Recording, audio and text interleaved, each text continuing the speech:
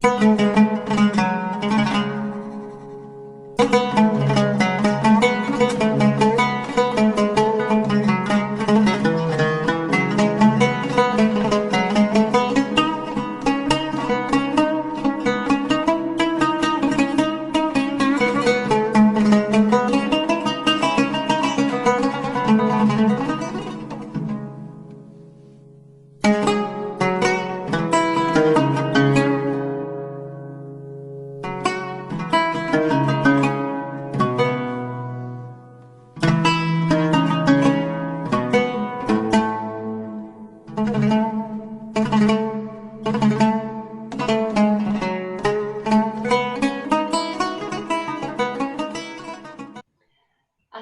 alaikum, ahlan wa sahlan, hello and welcome to Literary Conversations Across Borders.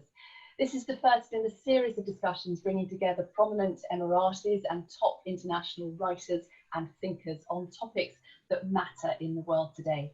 My name is Julia Wheeler and I'm delighted to chair this inaugural discussion entitled How Will the Events of 2020 Change the Course of History? To discuss that question and bring their perspective to it, I'm joined by the Indian writer, intellectual and Member of Parliament, Dr. Shashi Tharoor, and His Excellency Zaki Musebe, Minister of State at the UAE's Office of Cultural Diplomacy. I'm in the United Kingdom, Shashi, you are in India, in Delhi, and Zaki, you're in Abu Dhabi in the United Arab Emirates. Welcome. I think it's important perhaps to start by acknowledging the extraordinary circumstances in which we find ourselves talking to one another. And I wonder if I can ask you, Shashi, first to sort of look outside your window, as it were, and give us your perspective and your sense of where your country is with the pandemic, where you are in lockdown, and really a sense of the mood. The mood is mixed, Julia, and I must say that it's very difficult for us to be entirely complacent. There was a time when people were saying we dodged the bullet. There were some real fears at one point that we could have literally hundreds of millions of infections in India. The famous Spanish flu of 1918-19 killed 50 million people, and a very large chunk of them were Indians. So there was this fear that something like that could replicate. It hasn't happened. We are still behind the US and Brazil in terms of numbers, but the numbers seem to be going up daily. Here in Delhi, for example, we actually have each day beating the previous day's record for the largest number of confirmed infections in a single day. At the same time, we are anxious, we're cooperating, we are following the mortality rate, which is blissfully not too high in India, and that's a source of some relief. But we're all concerned, naturally, that if the number of infections keeps increasing, that we may find ourselves unable to cope in terms of our healthcare infrastructure nationwide. On top of that, the lockdown has taken a huge toll on the economy. Unemployment is now at an all-time record level. I think the official figures are about 27% of the workforce is today unemployed. It was 7, which is bad enough. It was the worst in 46 years at 7%, but at 27, it's just broken all records. And some people say the real figure may even be higher. We've had the human tragedy of migrant workers abandoning our cities and trudging home on the abandoned highways to their villages, some perishing on the way. So there've been a lot of human tragedies, a lot of suffering, particularly the poor and the vulnerable. So there's no question we're not only not out of the woods, but as tomorrow is the last day of the 4th phase of the lockdown that was instituted initially on the 24th of March, we are looking at a country very much in the grips of uncertainty, of a sort of mega shock that has hit the economy, that has hit the people, particularly the poor and the vulnerable, and that is at the same time leaving open a number of serious questions about how the pandemic itself might go. Thank you. Zaki, I wonder if you'd paint us a picture of where you are in the UAE. Well, we are fortunately in a better mood in the United Arab Emirates than the one in India, and we share the suffering and deprivations that India and its people have to go through even now. I am in Abu Dhabi, as you know, and The United Arab Emirates is truly a cosmopolitan center, a hub of 9 million people, but we have 200 different nationalities with different cultures who live working together in an economy that is truly interlocked with the world economy. And therefore, when this virulent epidemic started spreading throughout the world, it was an extraordinary experience for all of us. The initial phase, I believe, would have been one of disbelief, but very quickly the government moved in order to institute a number of measures towards mitigating the effects of the epidemic. And we were able, in order to start these measures early on, we were lucky in that our economy was ready to move into the kind of digital platforms that we are using today for our conversation. It's a remarkable virtual world that has been made possible in the UAE by the installation early on of advanced intelligence and communication infrastructures. And I believe the government was able to gain the trust of our people, both expatriate and national, and that was very important. So I would say the first mood was a mood of disbelief, perhaps, and a strange wonder about what was happening. People you could still see going a lot to the beaches initially, walking along the streets, going into the malls. But very soon, quite strict but intelligent kind of lockdowns were installed. According to the region, to the sector of a city, of an urban development, of workers' living quarters.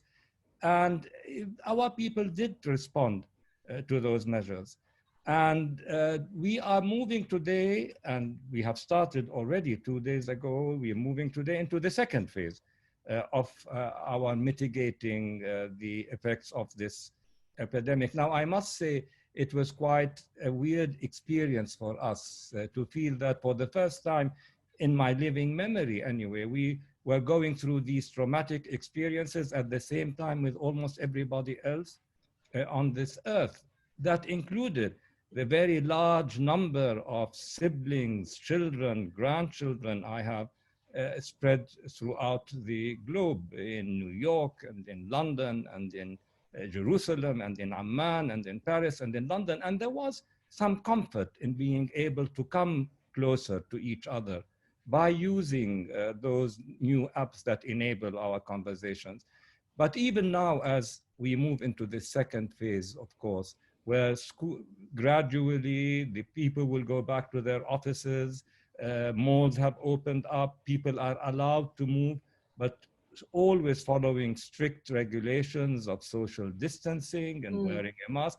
I believe that we are beginning gradually to feel less the onerous fear that came into our homes when we were first faced by this terrible, virulent epidemic that came on us unawares.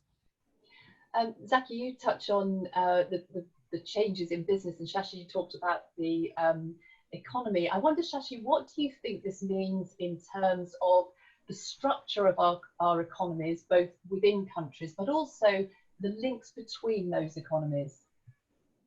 Well, I mean, that's a wholly different question, and one which is understandably agitating some people, because we have to accept that the way things are going at the moment, it's very clear that the economies of every country have been affected, because every country has had to restrict economic activity to a greater or lesser degree.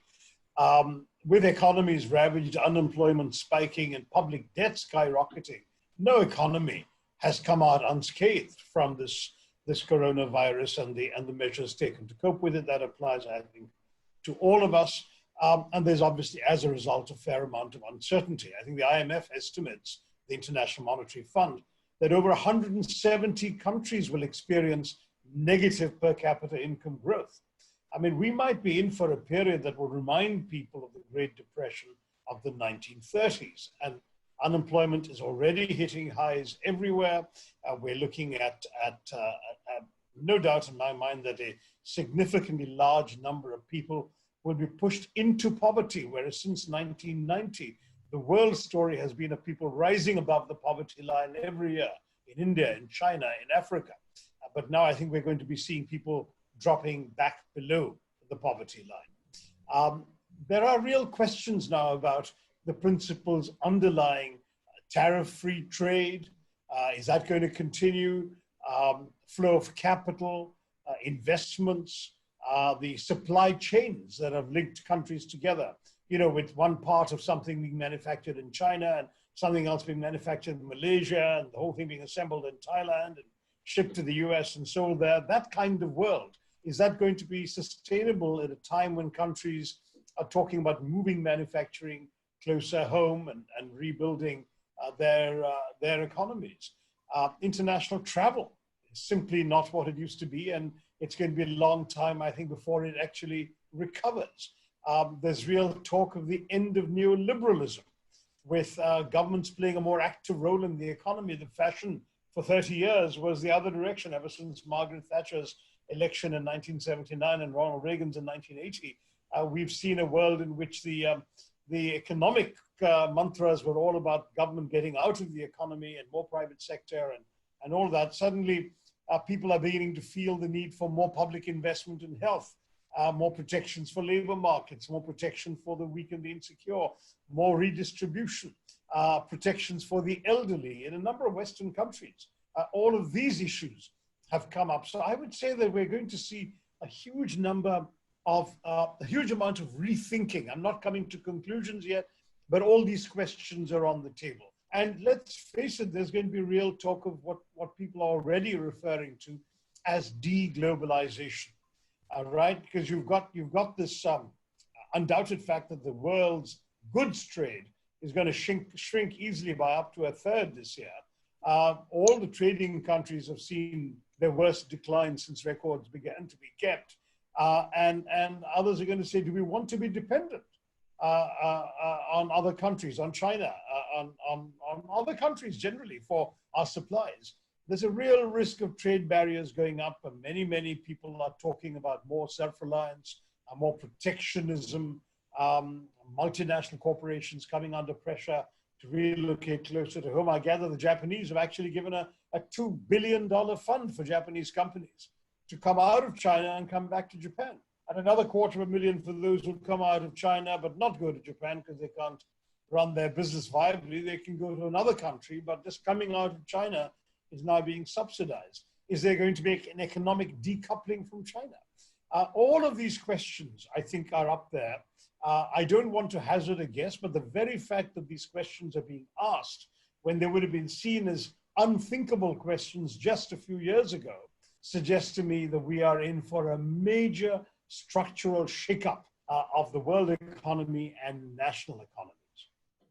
Let me pull out a thread from what you said and ask Zaki. I mean, the United Arab Emirates has always prided itself on being hugely open, and a lot of the economy is built on guest workers and so on.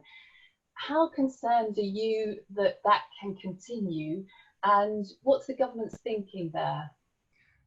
Undoubtedly. Sorry.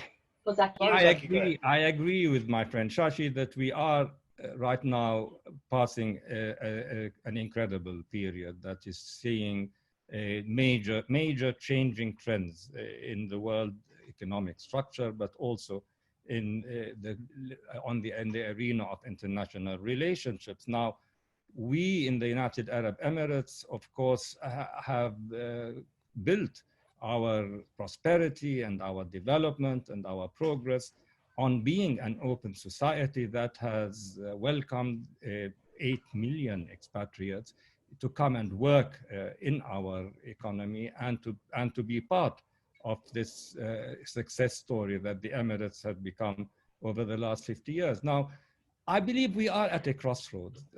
I agree with Shashi that all these questions that he put on the table are important questions that we have to look at and investigate and see how we can move forward on the different fronts. But we in the Emirates continue to believe very strongly in the need for the international community to come and work together in resolving those issues that are coming on the table. Now, of course, our own economy has suffered a major shock.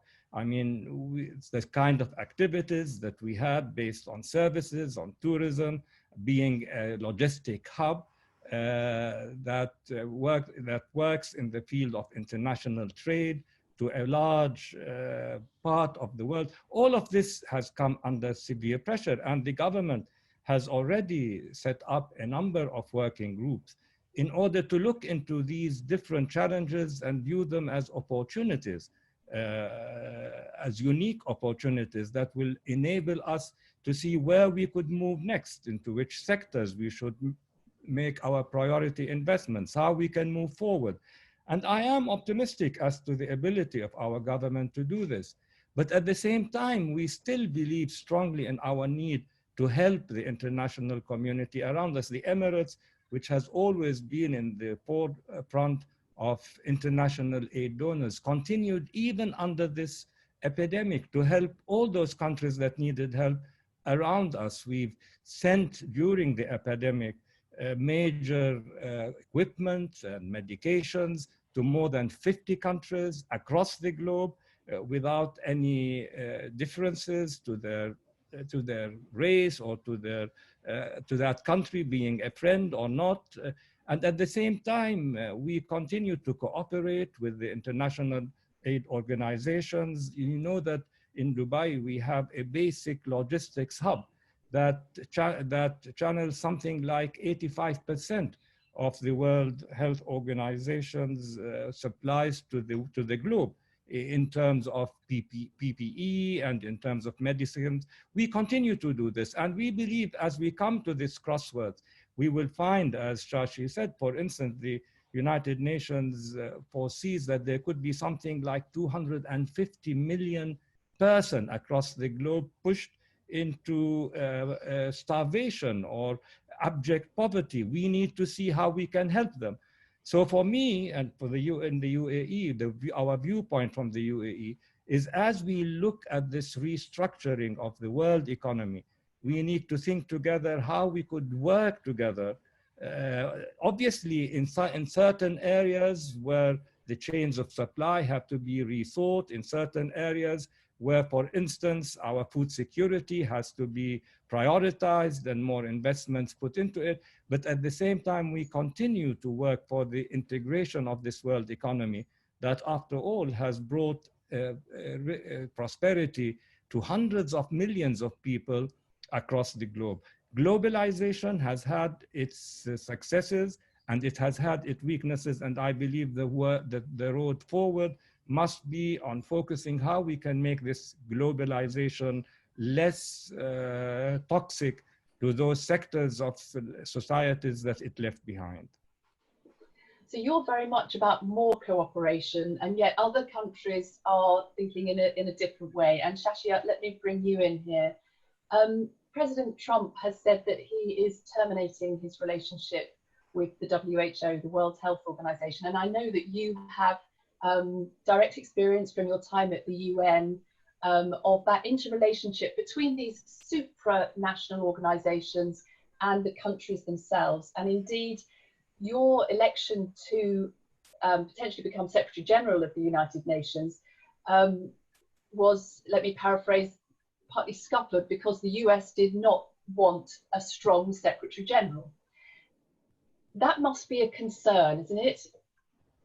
Well, it's it's paradoxical that you have Mr. Trump demanding that the WHO stand up to China when all the big powers have historically not wanted any of the UN agencies to have the independence and autonomy to stand up to them. The actual truth is the UN system has been designed as an instrument of member states, and the powerful member states in every country, whether it's the Security Council of the UN, whether it's on the ILO or the WHO's governing bodies, whether it's the donors of UNICEF. I mean, in every case, the powerful countries expect to be listened to by the secretariats and the executive employees. Now, I happen to agree with the principle that an organization like WHO needs a certain degree of authority. For example, I've heard from very reliable sources that very early in January, the WHO wanted to send a team to look for themselves to Wuhan, and they were denied visas by the Chinese. Now, if this is true, and I have no reason to believe it's not true, I've heard it from reputable sources, then it's simply the way these agencies are set up. Member states have the right to refuse them visas to come if they don't want to come. Perhaps on some issues, and international public health is clearly a compelling issue, particularly for us to face at this time, there should be an understanding amongst all member states, agreed in writing, that independent agencies will be allowed to travel and see situations for themselves and judge for themselves, and that member states shall not deny them permission to travel. That's one example.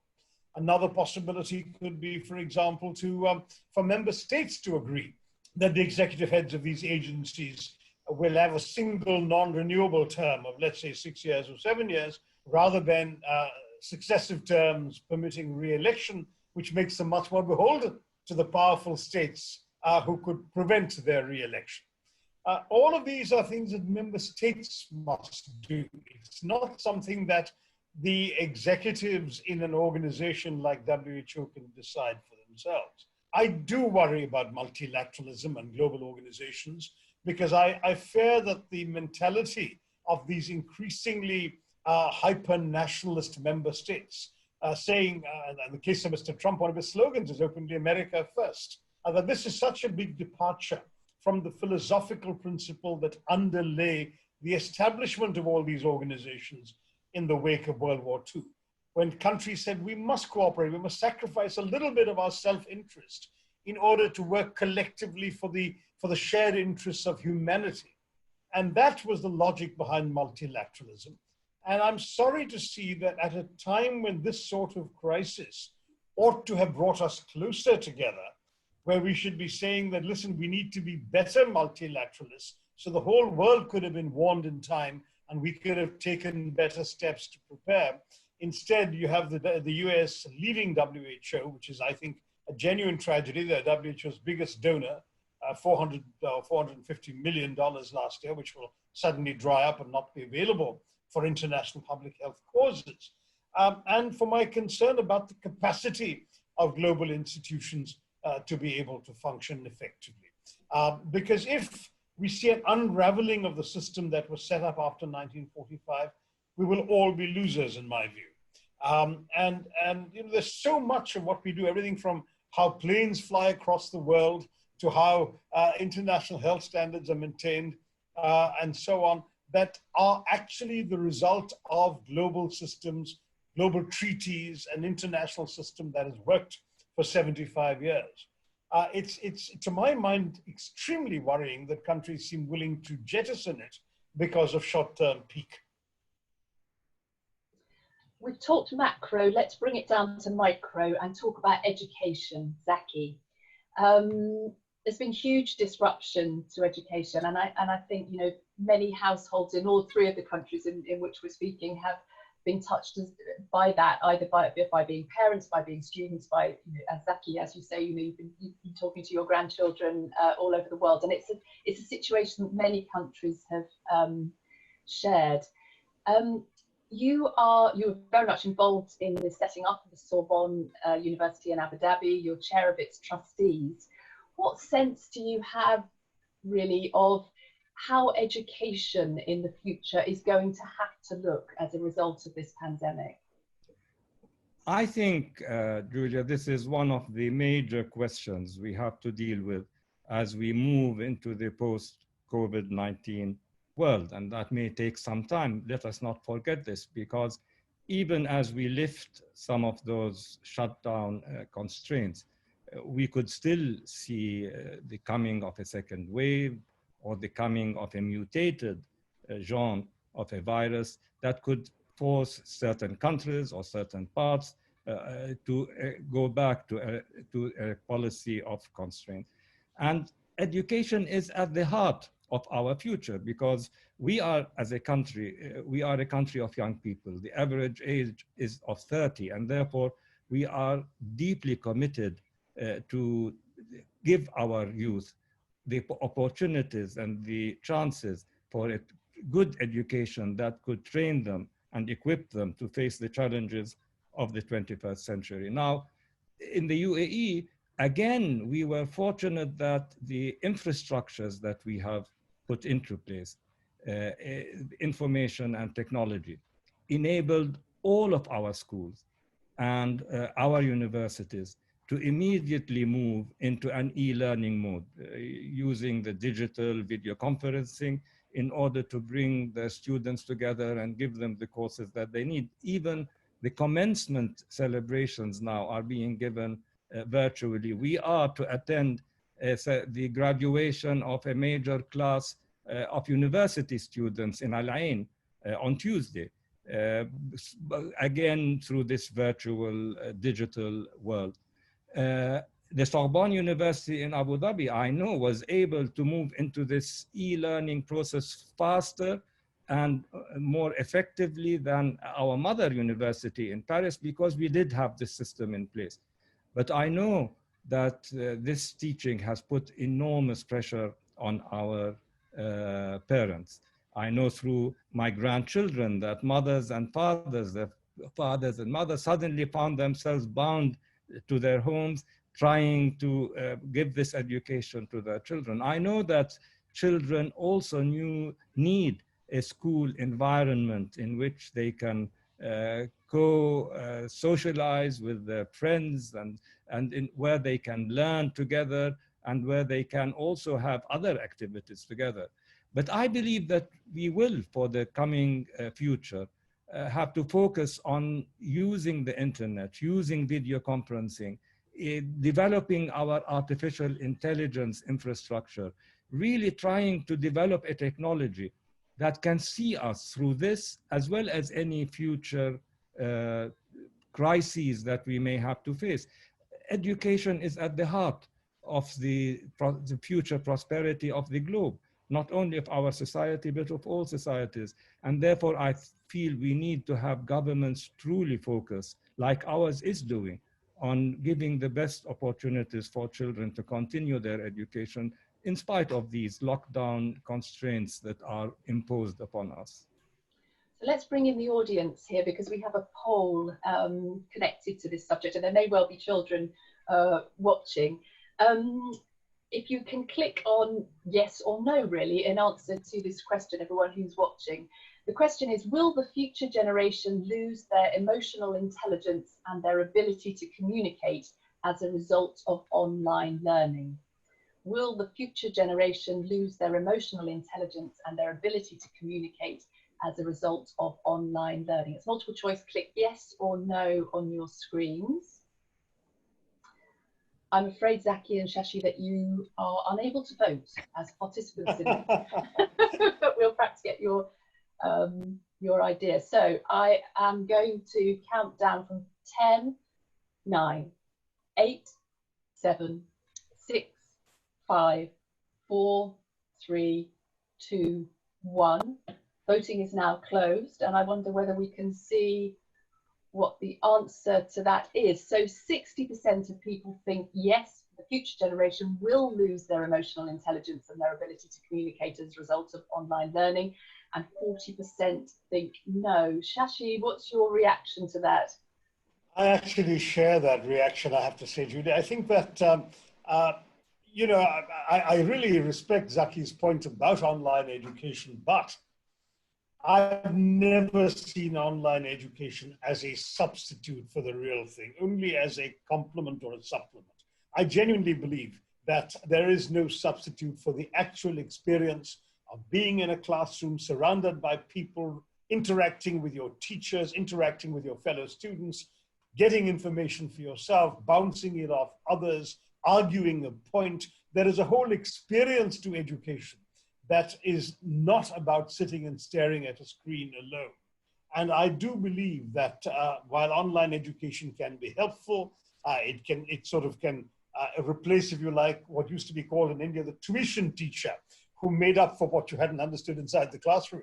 But I think that it really is only a small aspect of education. Education is about the growth of the entire human personality, the the student in the classroom, whether at school or at college, is not just learning what the teacher is talking about, not just learning what the textbook says, but learning how to learn, learning how to interrelate with others, and as your poll question asked, learning emotional intelligence to go along with the sharpening of his or her intellectual intelligence. And I think that all of that is lost out in this headlong rush to emphasize online education and e-learning.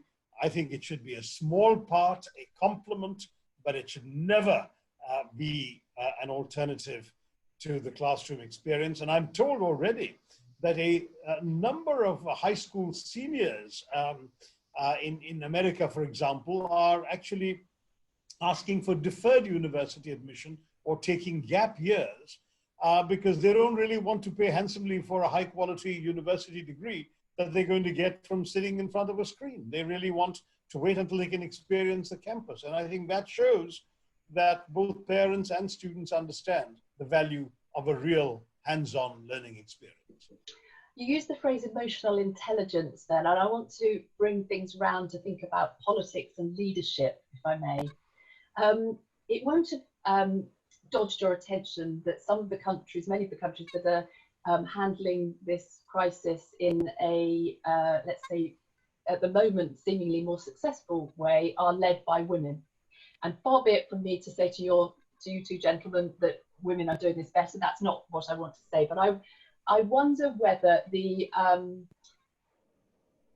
behaviour, if you like, that is more associated with the female gender is proving useful in this context. And I wonder whether we will want, demand, ask for a different sort of leadership. Shashi? Well, I certainly admire and applaud the large numbers of women leaders. At least 5 or 6 have achieved particular worldwide recognition for their exemplary leadership. And the extraordinary performance of New Zealand, which I think is down to 1 infected case in the entire country today, has been singled out for particular praise, and it's led by a young woman prime minister. So whether it's their emotional intelligence, whether it's their instinctive priority on life and nurturing, whether it's at the same time an ability to cut through the irrelevancies and focus on what's really essential, which all of these qualities are important both for being an effective woman in the world and being an effective political leader. So I think that all of those could possibly well justify that praise. But I would still like to hesitate a little bit and say that I don't think gender alone determines either your success or your failure or your record in office. It's a happy coincidence, and it may be that there are some extra advantages, particularly in the area of emotional intelligence, that women leaders have, but there's no particular reason why male leaders should take the dumb decisions some of them have taken. I won't name names, but I think we all know from our headlines that some male leaders have not exactly distinguished themselves with some of their political choices during the COVID pandemic and the lockdowns in their countries. And therefore, whether it's because men are a little too sure of themselves and women are a little more willing to adjust to other things, I hesitate to generalize about genders. But I think there are effective men and ineffective women, even if the current pattern suggests the opposite is more true. Zaki, there are some suggestions as well that actually, by definition, having women leaders or women in the room just changes the group think, really, just broadens the ideas that are coming in. Does that resonate with you, Zaki? Well, certainly, yes. But let me first react to Shashi's views on emotional intelligence and education. And I really want to say that I will not argue, of course, against the superiority of an option where our children can go to schools physically and interact with their environment. But we must now remember that we are passing through a pandemic that has forced us to change our thinking. This pandemic has been forewarned by health experts for the last several decades, and yet it took us unawares. We had to face it using the tools, as one health expert said, of the 14th century in order to fight a 21st century virus. And therefore, we need to be able to think out of the box. So it's not a question of an option between what is ideal and what is not. It is an option of preparing ourselves from today in order to move into uncharted territory, including e-learning, when it is necessary, because we don't know what challenges the future can bring to us. And of course, on the question of the United Nations and its organizations, we believe in the UAE in the importance of supporting those international organizations. I wish that Shashi did succeed as a Secretary General, because what is needed is the reinvigoration of these institutions. You know, they are as strong, as Shashi said, as the member states who allow them to work, but they did save us from major power confrontations, and we do need them as we move into the future. Now, as we move into the question of the empowerment of women, you find in me, but also in our government, the strongest of supporters for women empowerment. I absolutely believe that they bring new thinking and new attitudes to any room, whether political or military or social or economic. We have half the members of our National Assembly, very intelligent women. We have more graduates from universities, women graduates than men. We have senior ministers. We have Rhodes Scholars now that have come back and taken positions of authority. As you know, our permanent representative at the UN is my daughter, and I feel very proud of her contribution exactly towards reforming those international organizations that we do need as we move into the future. So yes, by all means, we need women to be empowered globally.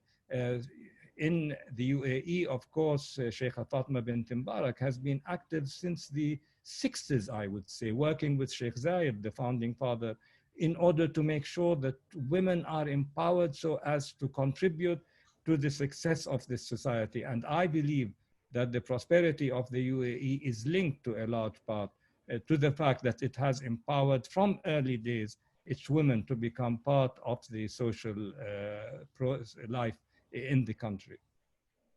Thank you. Let's talk about the climate. We'll talk about climate change, because this has been sort of ironically knocked off the top of the agenda, but actually pollution around the world because of less industry, fewer flights, etc., has done the climate a favour. It's as simple as that, isn't it? Done climate change a favour, done the environment a favour. So we have another poll that I'd love everybody to get involved in, and the question on this second poll is: can the world sustain the measured improvement in reduced greenhouse gases experienced over the past 3 months? Can the world sustain the measured improvement in reduced greenhouse gases experienced over the last 3 months? Again, it's a yes or a no, simple as that. No half measures. Can the world sustain the measured improvement in reduced greenhouse gases experienced over the last 3 months? I'm only going to give you 5 seconds this time. 5, 4, 3, 2, 1. Okay, so the answer, interesting, closer than I thought actually. So 45% of people think that yes, the world can sustain the measured improvement in reduced greenhouse gases from the last 3 months. 55% think no. Shashi, are you in agreement this time? Once again, I'm going along with the majority, but for a purely realistic reason. I actually want us to be able to sustain this. I suffer from the terrible air pollution in Delhi, which is where Parliament is located in India. We were the world's worst city in terms of air pollution for the last 25 years or so. Well, we overtook Beijing. We were second to Beijing and overtook them after the Beijing Olympics when they really cleaned up their air. But we have a terrible situation where the World Health Organization talks about the ideal air quality index peaking at 25, and Delhi was routinely above 300 every day, or for more than 250 days of the year, it was over 300. Suddenly, because of the lockdown, it came down dramatically. Most days it's below 50, sometimes below 30, and on one blissful day, after a spurt of rain, it actually came down to 7, which is sheer bliss. So I love that. I love the fact that I can see the blue skies and see the wispy clouds. There are Indians writing in from places in Punjab where they can see the Himalayas for the first time in a generation or two. So all of this is wonderful. But the reason I support the majority when they say it's not sustainable is because it has been made possible by an extraordinary level of suspension of economic activity. We are looking at a level of non-emissions because of not manufacturing, no cars or fewer cars on the roads, fewer vehicles. No normal economic activity has been allowed to take place in most of the world. The moment we start seeing resumption in India, we're already resuming in many places, and that's going to accelerate. The same in the US, the same in Europe and Britain. I think you're going to find that the numbers will inevitably climb up. But it's a reminder. It's a reminder that nature has healed itself during these months and that we are doing Mother Nature a lot of damage.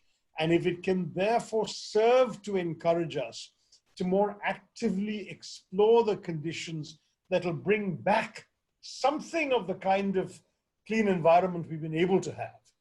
If, for example, by now having a greater political impetus for clean air, for cutting back on coal-fired and thermal plants, for investing in alternative energy, creating tax breaks for alternative energy. If we can start doing all of that more because we have tasted what the future could be like and we like it, that could then change that around. But in the short term, resumption of normal economic activity will mean that the majority is right. We will not be able to sustain this improvement.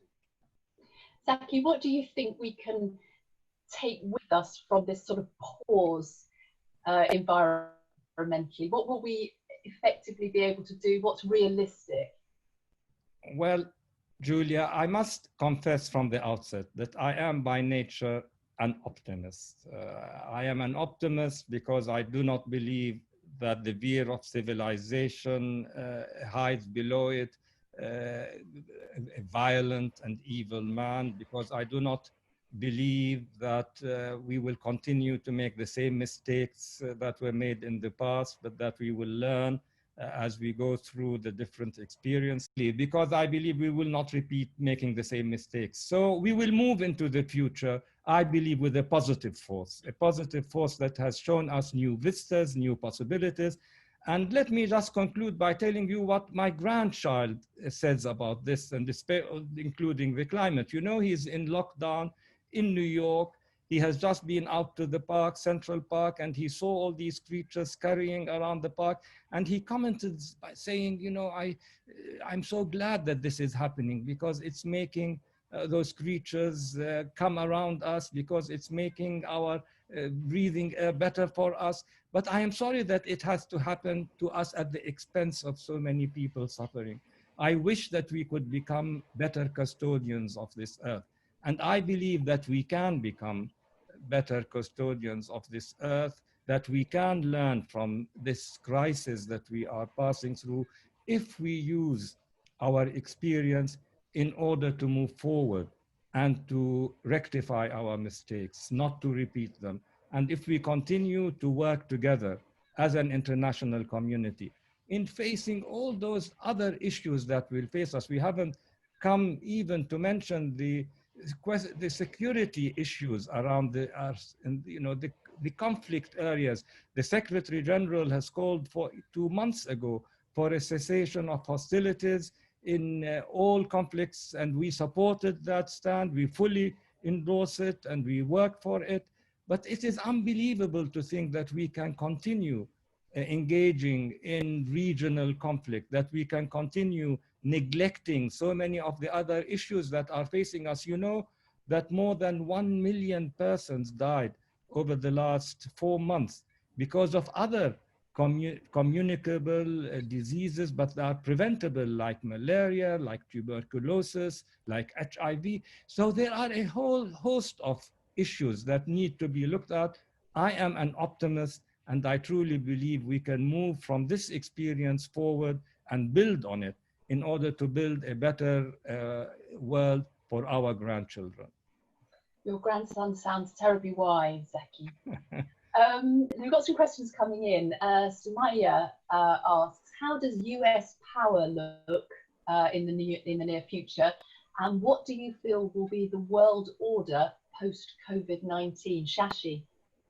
That's a whole seminar or webinar in itself, isn't it? It's a vast topic, that second question.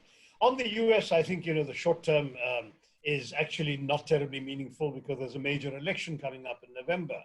And a lot will depend on the outcome of that election. I think that if President Trump wins, he's clearly going to double down on increasing isolationism, increasing protectionism, increasing belligerence about the rest of the world. He's made it very clear that the US is in things for itself, as it were. Even this business of trying to arrogate a certain amount of medicines and drugs and so on for itself from manufacturers elsewhere. American interests first are now going to be quite openly and blatantly what Mr. Trump is all about. And that will obviously give you a different answer for world order than if someone like Mr. Biden, who's been long associated with the traditional American approach to world order, were to come to power. So I think whatever we say about the US remains valid till November. And then we have to rethink once again. If Mr. Trump is back, then I think there's going to be a major, there will be major consequences for the global order. Broadly speaking, I mentioned already the threat to multilateralism. And that, I think, is something that undoubtedly is on the cards. And many countries will have to rise above their own selfish interests to talk about the importance of actually reaffirming the great valuable achievements of multilateralism going back to 1945 onwards, with undoubted reforms and changes such as the ones we've already discussed when talking about WHO. In addition to that, I hope we don't completely throw out the globalization baby with the coronavirus bathwater. I mean, the truth is that globalization has done a lot of good, particularly for developing countries. It's helped them come out of the dire situation they were in after the Second World War and in the first decades after, and I'd like to see that continue. Many talk about the ascent of Asia. A country like the UAE has a lot of the good features and qualities that should help it rise. China, of course, has demonstrated very effective state capacity, even if it is currently in very bad odor because of the way it handled the virus, the origins and the initial spread of the virus. It is undoubtedly resilient economically and politically at home in ways that will make it a force to be reckoned with, whereas the US, unfortunately, is seen as a place that cannot be relied upon anymore to uphold the international order that it once created. And so if America first becomes America alone, then the US's leadership in the world is something that's going to disappear. And it's not impossible that China could strategically position itself as the new guarantor of global public goods in a more assertive and well-financed incarnation. Conversely, I've already talked about the risk of others decoupling more and more from China, so it could go the other way. And that's why we're speaking in an era of some uncertainty about all of these trends. I would finally say that, there are some real worries, not just for global order, but even for regional. People in Asia have not paid enough attention to the mess in Europe, where Europe was for a long time seen as the actual harbinger of closer integration of sovereign states working together in a common interest. Instead, it's collapsing. You have the Schengen visa, a border-free movement, already a victim to the pandemic. You're seeing limitations on the free movement of people, of goods, of services, of capital. There was a proposal by 9 pandemic-hit governments in the Eurozone, led by Italy, Spain, and France, to have corona bonds issued, combining securities from different European countries so that debt would not sit on any one country's balance sheet. But the so-called Frugal Four, led by Germany, Netherlands, Austria, and Finland, said, no, we shouldn't have to subsidize the effectlessness financially of the rest of you. And so where is this great Europe experiment foundering at this moment? It sort of shows how when we've come under the pressure of this virus, a number of the trends to pull countries together have been seriously undermined. And I was struck by a statement by the Spanish foreign minister, Arantxa González, who said it's like we're all in the same boat. We've hit an unexpected iceberg, and now we are arguing about who gets first and second class tickets. That's the sort of quarrel going on in Europe, and it raises real questions about European solidarity. Is that going to work? And that, I think, is a larger question for other countries. Will more and more countries to know we have to look after ourselves now? We can't rely on international cooperation. That would really worry me. I think that we need a world in which we are able to look to the collective human interest much more than countries today seem to be doing. And Zaki, you've said something along those lines already, so let me ask you another question. This is from Nitha. Do you see opportunities that could actually be beneficial, could crop up for the younger generation as a result of this? Absolutely. I believe that we are passing through a transitional period which is obviously filled with worries, especially for our young generations, with the development of technology, with artificial intelligence, with the need to coexist with the pandemic that may be around us for a long time, with the worry about what kind of careers our young people could find.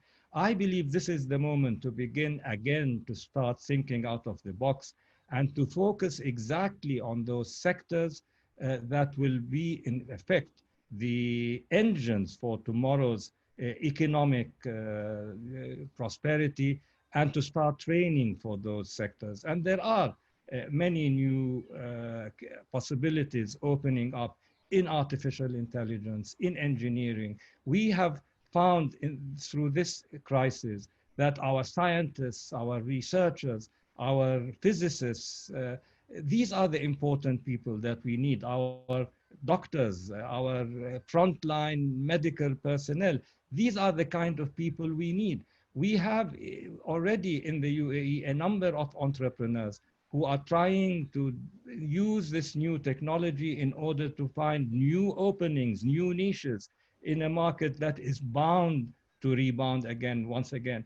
So yes, I believe that young people do have an opportunity as long as they start thinking out of the box and investigating what best careers could they start preparing themselves for from today. Let me ask you both the same question, and perhaps if you'd answer it just briefly, please, just 30 seconds or so, because we're almost at the end of time. Shashi, what do you see as the new normal?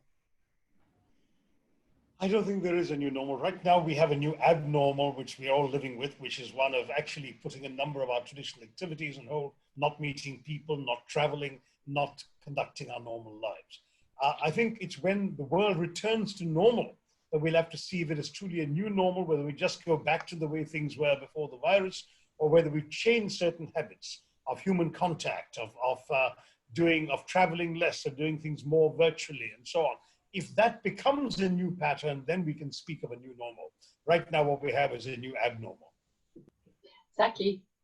Well, I do not think, unfortunately, that we will be able to go back to the old normal. I mean, I know all of us are yearning for the comforts of our lives in the old normal, but I believe that for a number of years coming down the line, we will have to learn how to adapt and how to see opportunity in the new normal that we need to live with. I mean, simple things like social distancing, simple things like hygiene habits, simple things like changing some of our customs and habits.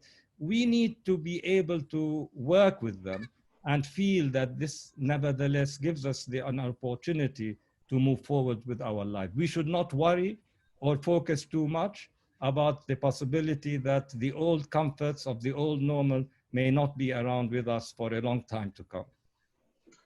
Thank you both so much. Just before I hand over to Isabel Abu-Hul, I'd like to say my great thanks for really taking us around the world and into your living rooms, to take the discussion out, to bring it back to individuals. It's been an absolute pleasure. Thank you for being here for this inaugural event. Thank you to everybody for Thank you, Julia, for your... Thank you. Thank you very much for your able conduct of this conversation. Thank you, and thank you, Shashi, also. There's so many thanks going on. I would just like to say thank you to everybody for part and for voting, for asking questions. I'm sorry that we didn't get through all of them. There were over 200 questions, so thanks for that engagement. And let me please hand over now to the CEO of the Emirates Literature Foundation, Isabel Abu-Hul. Hello, everyone, and I've been captivated by today's session. On behalf of us all, thank you so much to our brilliant speakers, Your Excellency Zaki Nusseibeh and Dr. Shashi Tharoor, for your wise thoughts and opinions on today's big questions. Thank you also to Julia Wheeler for your expert ability to guide us today's talk on an amazing journey. The foundation team, you have been fantastic at picking up new digital skills at the speed of light. Shukran. This most special initiative would never have happened without the tremendous support of the Office of Public and Cultural Diplomacy and His Excellency Zaki Nusseibeh. A heartfelt thank you. It started life as a travelling project. However, given the current global pandemic, Literary Conversations Across Borders has magically transformed into something, I believe, even better. To the 3,000 plus people from more than 46 countries around the world who've invited us into their homes today, thank you. And you've asked searching questions, and I'm really sorry we haven't been able to answer them all, but we will relish looking at them all and wondering what the answers could have been. You've helped us realize a dream of having a two-way dialogue across so many borders. Please do join us next Saturday, 6th of June, when Dr. Jane Goodall, the renowned primatologist and anthropologist, and Her Excellency Miriam El-Maheri, the UAE Minister of State for Food Technology, will join together to discuss sustainability and food security in these strange times. Finally, thank you, each and every one of you, and please stay well. We are sending best wishes from the United Arab Emirates to our fellow human beings across borders, across the world. Thank you.